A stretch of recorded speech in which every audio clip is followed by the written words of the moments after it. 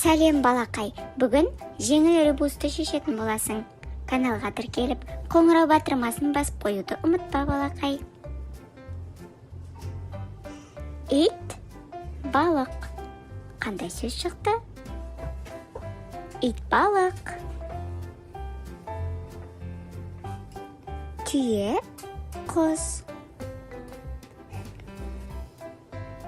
Түйе, құс.